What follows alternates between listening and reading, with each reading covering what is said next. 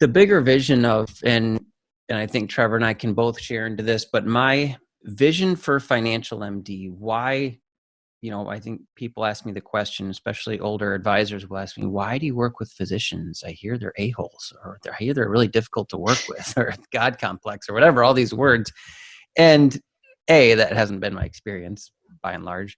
But I know that there's good people wanting to help people for sure. And do they make a high income? Sure, they make a high income, and that's great.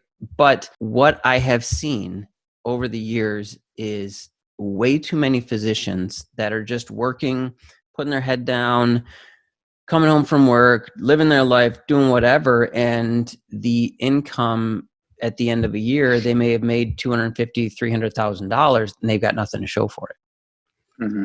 Add to that, maybe they've married a physician, so now it's a double income. Add to that, maybe they've got a much higher, whatever the case might be. But over the lifetime of a physician, we ran these numbers one time, and if there's 1.5 million physicians, which is probably give or take a couple 100,000 in the United States, and average physician income, if you take them all, is probably between 2 and 250 over a 30-year career on average.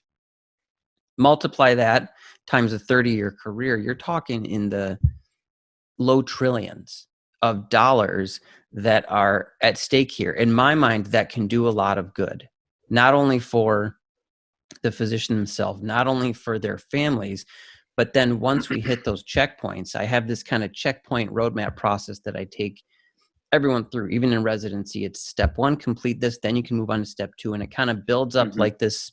Remember the Maslow's hierarchy of needs? And kind of identifying this is the basic need. Then you move on to more kind of discretionary or optional things. In my mind, there's a lot of good that can be done. And I hate to see physicians that have such income potential over the years and such financial potential to look back over their 30-year career. And if I tell them, hey, did you know you made $20 million over the last 30 years? And they just look back like, I have no idea where that went. And if we can start as early as possible before that income starts, getting into good financial habits.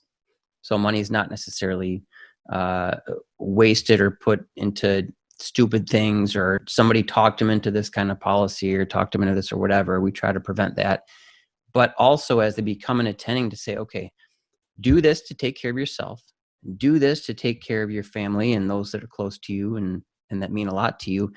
And then beyond that, if we work this right, and I think 99% of the time we can, you'll still have money left over to do great things with over the years. And our dream at FinancialMD is that we'll be able to, maybe not literally, but be at the physician's deathbed when they're 90 years old and say, hey, because of what you did and the decisions that you made, you donated $1 million to ABC over the course of your career, $2 million, $5 million, which seems like crazy numbers when I tell this to residents or young attendings, but it's possible. And if we can do that for one, we can do it for 100, or we can do it for 1,000. And just, I believe that FinancialMD is going to be a force for good in this culture. If we can stay the course and start to shift where some of the mentality and the behavior is going in the world of a physician's finances. Yeah, it's nice when if you make a lot of money, if you know where your money's going.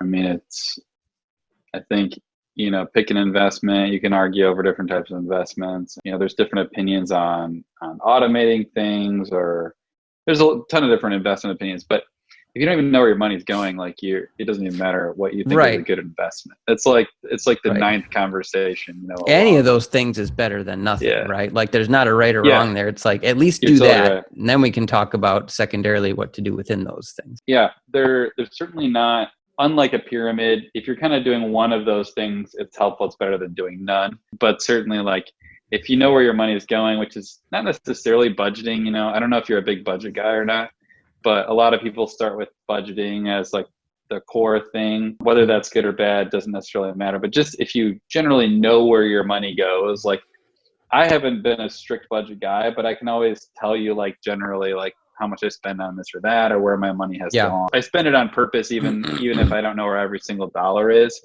And then if it's not making sense to me, I kind of do it just a little bit larger. And I think honestly, as a physician, that was not as true as a resident. I had to keep a little closer track. But now that I'm an attending, you can kind of afford to do that. If you're not blowing, if you're earning a decent paycheck, let's say you're at that 250 range starting out, if you just don't spend all your money that first month, you're going to have like a nice cushion in your checking account of between $5,000 and $10,000. And like, you're not going to have overdraft fee problems, and you're going to be able to kind of keep track to a certain degree. And that's not necessarily true. I should say, I'm sure there are people that do have those issues, but we kind of have easy mode in terms of like doing some of the basic things right, as long as we are playing by the correct rules, as long as we have good information. The correct premise goes a long way with somebody who makes a decent income. And you can even kind of make mistakes that other people don't make and bounce back from them. And that's a good point. There's a lot of wiggle room. Like, doctors are so set up to succeed, even with 10% of the effort of the average person, they're going to do better. Having a big income is a big advantage. Dave Ramsey talks about, like, if you have a lot of debt, you got a big hole you're in. This is a weird analogy of, actually, I'd love to get your take on this. I think the analogy he gives is you're in a hole, but you have a big shovel. And I've always been like, doesn't that make you deeper? Yeah. So, but I'm pretty sure that's what he says every time. He's like, you got a big shovel, it'll get you out of it. And I'm always like, but aren't you in a hole? Like, because of that shovel? What? Didn't that shovel make that hole? Yeah, it doesn't quite. I mean, it's true though. I mean, it's a big shovel, but that's sort of like if you're trying to make a hole. I don't know. It doesn't work well.